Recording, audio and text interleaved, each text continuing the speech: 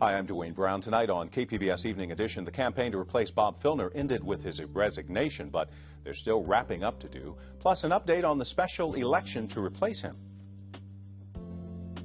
I'm Peggy Pico. Also ahead, as San Diego moves closer to banning plastic bags, what a new cost analysis reveals. Then how some local hospitals are using Tibetan bowl sound healing to help patients.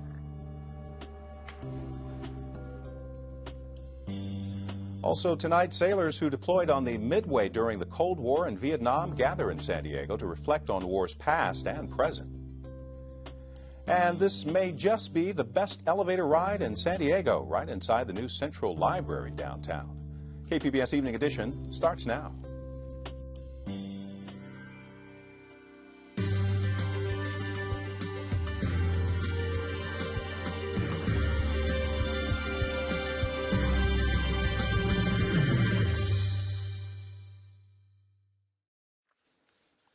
Good evening. Thanks for joining us. The campaign to recall Bob Filner as San Diego mayor is getting ready to close up shop. Its organizers are planning to send refunds to some of the people who donated to the campaign. They actually raised $90,000 and spent about $50,000. The refunds are going to folks who donated more than $50.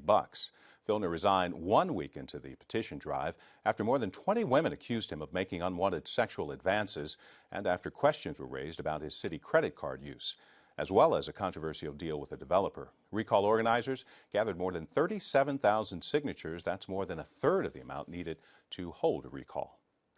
Now, there are now 37 potential candidates in the race to replace Filner. 37 people have filed notices of intent to run, but they don't become official candidates until they file their nomination papers with the city clerk. No one's done that so far. This was the first day for a candidate to actually file those papers. Now, the nomination period closes a week from today. And of course, our coverage of this special election is online at kpbs.org/election. The U.S. Secretary of Education wrapped up his back-to-school bus tour in Chula Vista this morning in the South Bay. KPBS education reporter Kyla Calvert says he made his final stop at a middle school where attendance and test scores have seen a dramatic turnaround. One could be forgiven for thinking the students at Castle Park Middle School were clamoring for a few minutes of attention from a pop music icon. But all of this uproar was for the U.S. Secretary of Education, Arne Duncan. How many are going to graduate from college every year? They have plenty to be excited about. Castle Park is one of 5 schools to benefit from a $28 million federal grant supporting Chula Vista's Promise neighborhood. Duncan applauded the 28 local organizations working to raise academic expectations, engage parents, and support teachers. Castle Park's turnaround is just one more example that when adults raise expectations, children will rise to meet them. You guys are setting a profound model here. The whole country can learn. The national implications of what you're doing are very significant. But Duncan's visit came just days after he threatened to withhold some federal funding from the state's schools. He's against state legislation to suspend multiple choice tests this year. That'll let most schools try out new online exams that line up with the more rigorous curriculum guidelines going into effect next year. Adopting higher standards is a really difficult challenge. California is helping to lead the country where we need to go. What we want, obviously, at the same time, is to know whether students are meeting those higher standards. And so raising standards, having some form of assessment, we think those values are not in conflict. Hope to continue to work with the state to get to a good resolution. Duncan's opposition didn't stop the legislature from approving the transition plan this week, and Governor Jerry Brown has said he plans to sign the bill. Kyla Calvert, KPBS News. Now, the governor also signed a compromise bill today to reduce overcrowding in state prisons. Big issue here. The state will ask a federal court for an extension on a year-end deadline to get 9,600 inmates out of prison. If the court says no, California will spend $315 million next year for cells in private prisons and county jails. The signing was part of a busy day in Sacramento, the end of this year's legislative session. In the final hours, lawmakers passed a bill granting driver's licenses to immigrants who are in the country illegally. Brown has indicated he will sign it. They also passed a pair of bills to reinstate a tax break for small businesses. The governor has to choose between them, and he's also receiving a bill requiring the development of an earthquake early warning system. Brown has until mid-October to act on the bills. Lawmakers, by the way, don't go back to the Capitol until January. City of San Diego is in the middle of drafting an ordinance to ban plastic bags. Peggy Pico takes a closer look at the proposal and its potential financial impact. If the plastic bag ordinance is approved, the city would join Solana Beach and nearly 80 other California cities that prohibit or restrict the use of plastic bags at grocery and retail stores. Here with further details is Lonnie Lutar, Executive Director of the Equinox Center. And Lonnie, welcome back. Thank you for having me. Now, if this is approved, what would San Diego's ban look like here? Well, that's still yet to be determined, but what the potential is for plastic bags to be banned from retail stores, supermarkets, and there is the potential for it to also be banned from restaurants, but that has, again, not been finalized yet. How about smaller businesses? Would they be exempt? Again, that's the final language is going to be coming forward in October, and the council has yet to decide that. But I think all the council members, are open-minded. They want to hear from the stakeholders, including small business owners, because of course the last thing we want to do is negatively impact business. You did a recent analysis on plastic bag bans. What did you find? Well, what we found is that there's a tremendous opportunity to make sure that we're improving our environment here in San Diego. Of course, the beaches are tremendously important to the economy, and there is so much plastic that is part of marine debris, and that's negatively impacts our environment. And we also pay so much as taxpayers for the plastic litter to be dealt with. So what we think is that we can help the environment, we can help save money for taxpayers, and it's a win-win for all, really. And I understand there's a big percentage that ends up in the landfill. Oh, right. So over 95% of plastic bags end up in the landfill. Even if people, reuse the plastic bags once, a lot of times people will use them for liners in their trash bags. Unfortunately, once that happens, it's still going to end up in the landfills. And these plastic bags they're there for 400 to 1,000 years. What did your data reveal about the financial impact of this kind of ban on retailers and consumers? Well, what we learned is that in the communities where they have adopted these bans, there has been no negative impact to the businesses or to the economy. There hasn't been evidence that consumers have migrated to other communities where bans don't exist. Well, the California Grocers Association says it supports the ban, saying the model of banning single-use plastic bags and allowing recyclable paper bags for a charge has shown to encourage reusable bag use, provide consumers no-cost and low-cost carry-out options, and minimize operational and financial impact to retailers. So they seem to be on board with this. But back in 2008, the American Chemistry Council was against the ban. What's changed since then?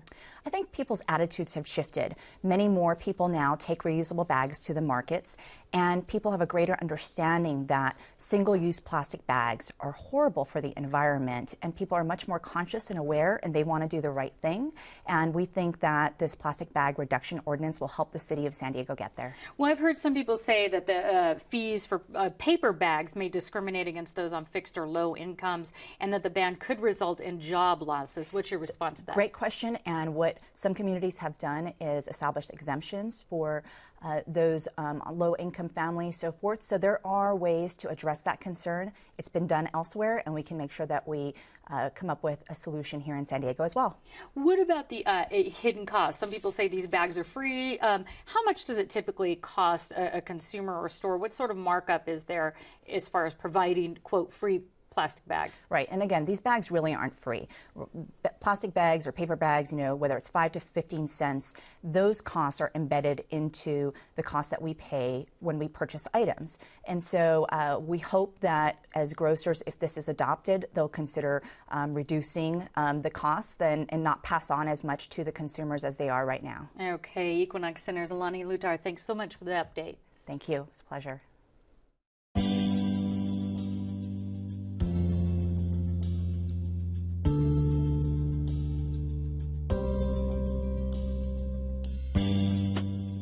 Hospitals are taking a new approach to fighting the #1 cause of accidental death in San Diego County, prescription drug overdoses. Hospitals here and in Imperial County now have a new policy. It's aimed at curbing the epidemic of prescription painkiller abuse. And for every death, there are 20 people coming into emergency departments, and for 20 people coming into the emergency departments, there are hundreds of people that are actually using and misusing or abusing prescription pain medicines. Now, the new guidelines are voluntary. It requires emergency departments to not give out 30-day supplies of narcotics like Vicodin, and they won't prescribe long-term painkillers like Oxycontin either. Those are especially dangerous, more dangerous than the short-acting medications. And in someone who comes to the emergency department, a broken bone, ruptured appendix, anything like that, you don't need long-acting pain prescriptions. You need something for short-term. She says people legitimately suffering from chronic pain need to get their drugs from their regular doctor, not from an emergency room. And our policy is not to refill prescriptions and not to give prescriptions for someone who's getting them elsewhere. The safe way about it is to have one provider and one pharmacy for any pain prescriptions, and we're going to honor that. It's obviously a problem. 269 San Diegans died of prescription overdoses last year. An ancient therapy using sound bowls has arrived in San Diego. Peggy Pico talks with a teacher from the school in Encinitas. Tibetan historians say the use of singing bowls dates back to about 500 BC. The sound emitting from the bowls is believed to reduce stress and produce healing. Here to demonstrate is Deanne Mandel, the only state-certified Tibetan bowl practitioner in San Diego. Deanne, welcome. Thank you very much. Before we listen to this, tell us a little bit about what is sound healing. Sound healing is an ancient modality that uses the harmonics of these sacred instruments in conjunction with brainwave entrainment to help bring people back to their original state of well-being. That's about as simple as it can get. Is it the sound, vibrations, both? It's both. It's both the harmonics and the vibrational frequency of the instruments. And you can actually read these on brain waves. You can see them on brain waves, and they will change brain waves, heart rate, and respiratory rate. Well, let's get to this here. You've brought some. Let's listen to a demonstration here.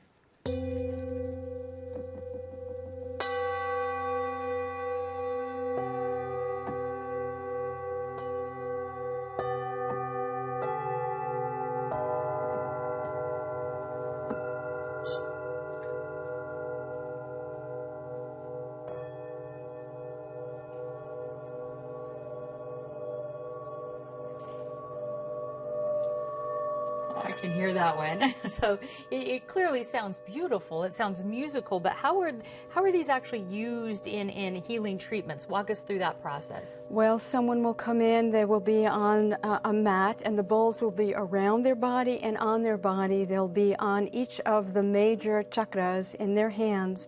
So I will be playing in different patterns of sacred geometry to move the energy either in or out, or to disperse energy, or to nourish a part of the body. And I'm listening to the sound that the bowl is reflecting of their energetic systems. So would you use different bowls for different conditions or different chakras? Is it like kind of acupuncture? Not necessarily. I can use some different bowls because there are some bowls that are more geared towards consciousness transformation and some more geared towards physical healing. But it's more the patterns that I play and what I hear from the bowls and what I do to help the bowl. As the bowl meets its harmonic potential, the person's energy is aligning to that. What sorts of conditions, as far as healing goes, would these bowls are they thought to be most effective on? Any stress-based condition is a perfect marriage for working with the bowls. I work with people, primarily people who are cancer patients, also fibromyalgia, chronic fatigue syndrome, depression, anxiety, really great for anxiety. And when you say the cancer patients, what are you doing for them? I'm doing the same thing with the cancer patients to help reduce stress, to help reduce anxiety, and to help speed up the process of healing if they're going through chemotherapy. Because when the body is open and unstressed, it's receiving whatever treatments they need. And if they're not doing treatments, sometimes people before or just after, it's really just keeping them in a So not in place of traditional therapy, but in conjunction with like an integrative. Are there any medical facilities or centers here in San Diego using? Absolutely. I worked for nearly 4 years at the San Diego Cancer Center in Encinitas.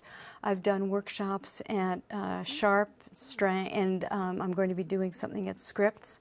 I've played for oncologists and cancer survivors. So yeah, and a lot of places are teaching sound modalities in their medical schools to give them a more holistic. Do you think that because yoga has gained such popularity and become so mainstream, and some other alternative meditations and things to help reduce stress, have you seen that this is making this more accepting as far as integrative treatment? Absolutely. I mean, the Army is using drumming and different types of sound for working with PTSD. PTSD, yeah. Yeah, PTSD. PTSD, yeah, and so that, I mean, that's already a huge opening. Okay, well, Deanna Mandel, thank you so much. I want to let folks know there's a lot more information about Tibetan bowl sound healing on our website, kpbs.org. Maybe you'll leave us with some more beautiful stress-relieving sounds. Absolutely.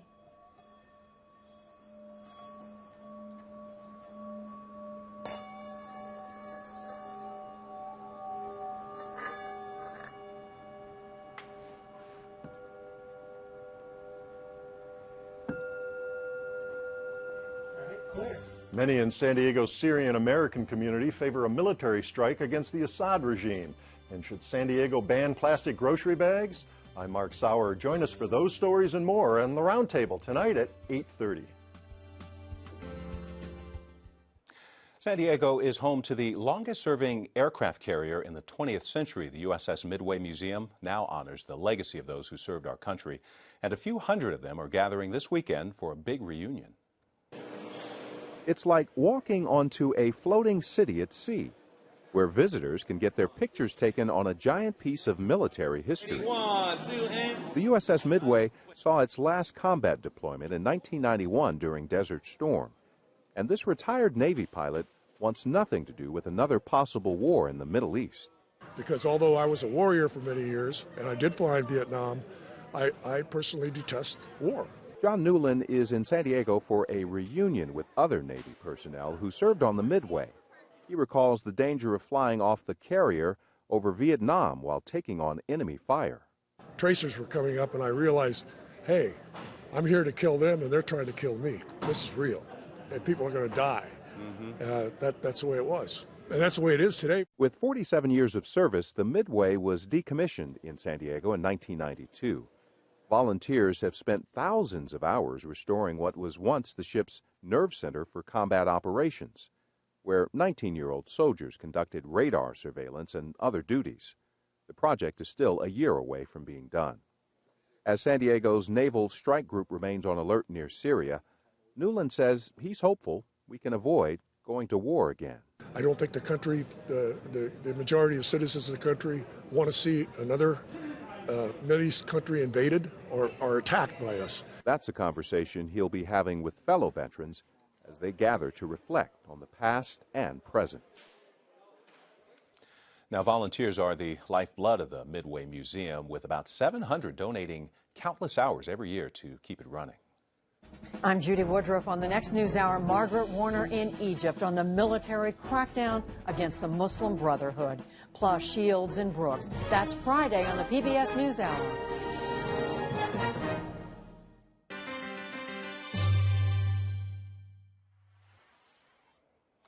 The opening of San Diego's new downtown Central Library is a few weeks away as the books are unpacked, artwork is being installed, including an eye-popping work in the library's main elevator shaft. KPBS culture reporter Angela Carone says it will be the most unusual elevator ride in the city.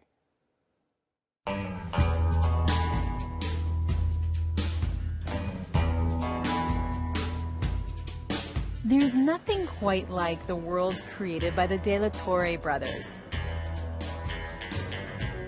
Einar and Hamix are brothers and collaborators. They are glass artists, but use other materials as well.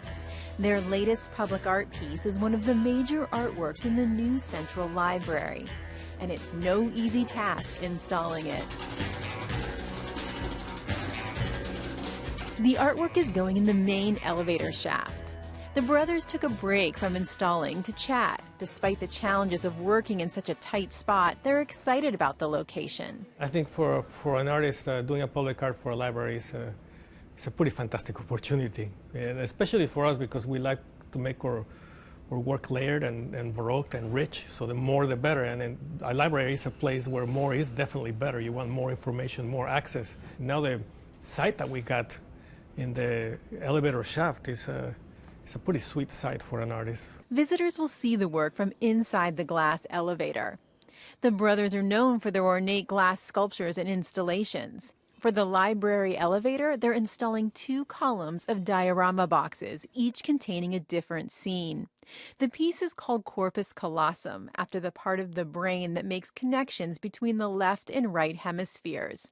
One column focuses on nature, the other technology. Yeah, and the connection between the creative side and the the sort of more scientific or analytical.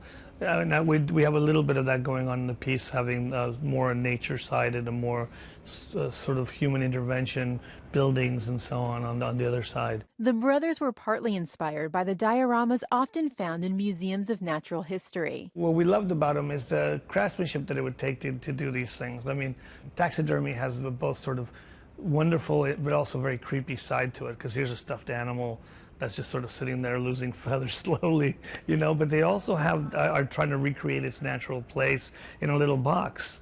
I think that idea of making a little mini world or microcosm is very fascinating way to sort of limit the viewer's perspective and involve them in what you're making. Obviously, the De La Torre brothers' dioramas are nothing like you'd see in a natural history museum. Theirs are funhouse, surreal worlds. They include references to Mexican, Aztec, and Chicano culture, along with a healthy dose of pop culture. Stories of nature, technology, and history are explored, but not in a linear way. Most boxes have 1 or 2 figures, and the figures are, we wanted to express is this wonderment with different elements. We use a lot of busts of famous writers and musicians, and we struggle with this because it seems easy to want to make a linear thing about history and knowledge, but we want it to be more fun and more visually entertaining. The brothers were born in Guadalajara, Mexico, but grew up in Southern California. They were raised Catholic. Einar says they've learned from Catholicism's use of statues to tell stories. It's heavily laden with icon and with stories being told visually. I think it's another very important thing.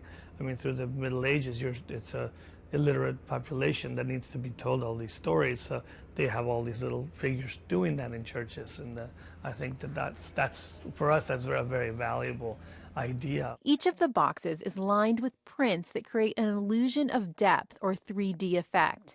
The same technology is used at the elevator's entrance. They're called lenticular prints, and the brothers started using them 2 years ago. It's a visual trick that gives you this three-dimensional effect that is really quite effective. We're very happy with it. And it's fit or work rather well because it allows us to put all these layers. We're always saying that the work is layered like an onion, and so with this technology we can do that and more in a thin sheet of acrylic. As artists, they're looking for all kinds of ways to add more density to their work. Some of the busts are cast in resin so they can be filled with items. There's so much to look at in corpus callosum, which will likely cause visitors to linger around the elevator. I think we were really intrigued by the idea of how discoveries happen. Just like in a library, Einar says, where people go to find one book but discover other interesting books while there. And that's kind of a cool thing about a library, that you don't always, you may find other things, not just what you were seeking, and therefore open yourself to worlds that you may have not known they're there. In the new Central Library, those worlds won't only be in the stacks of books, they'll be in the elevator as well. Angela Carone, KPBS News.